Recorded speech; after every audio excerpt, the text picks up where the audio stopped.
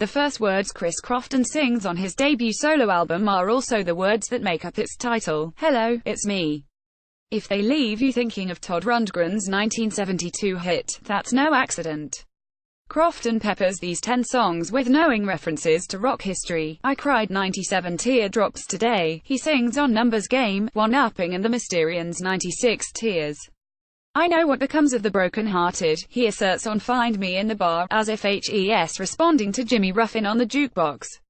Somehow, he never sounds like HES trying to impress you with the size of his record collection. He presents these lyrics as though they're all part of a common pop language.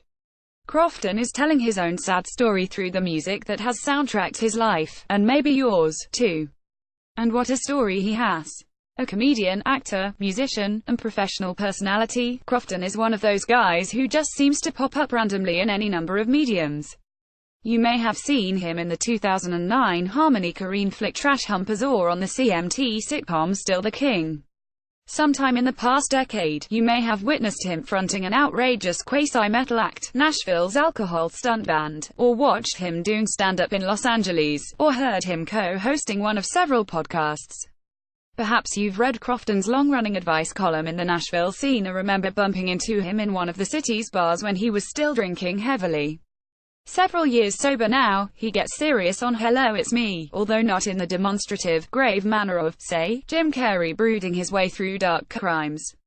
Instead, these songs are low-key and open-ended, offering more questions than answers as they chronicle what sounds like a pretty miserable breakup. When he asks, "Would you, could you love me" on Nonconformist Blues, Crofton isn't posing the query merely to his ex but to everybody within earshot. As dark as the album gets, Crofton can still be funny. These aren't joke songs, thank God, nor is Hello It's Me some clever meta-commentary on the breakup album, but there are moments of humor, whether it's the extremely specific locales he names on Everywhere You Should Be except for In Love, or the stargazing ufologists he describes on UFO Hunters. They're searching the sky, I'm staring at my phone, he sings, right before Jim James' guitar solo explodes out of the song like an alien chestburster. Even as he waits for a text that will never arrive, Crofton knows the odds of romantic reconciliation are every bit as astronomical as the chances of a flying saucer landing in his backyard. The chuckle gets stuck in your throat. Jettisoning the heavy rock that defined the alcohol stunt band, Crofton embraces a more straightforward pop sound, paired with a sincerity that can be disarming, especially when he addresses his struggle with alcoholism on Find Me in the Bar. That's where I feel most at home, he sings. It's where I feel least alone. But the album's primary subject is his broken heart. Featuring members of Houndmouth and Bully, it deploys the gentle patter of drums, soft rock guitar strumming, and weepy strings to express a strain of heartache that is familiar from so many other breakup albums. Fleetwood Mac and Sleater Kinney aside, these records are almost always one-sided, airing the grievances of only half a couple.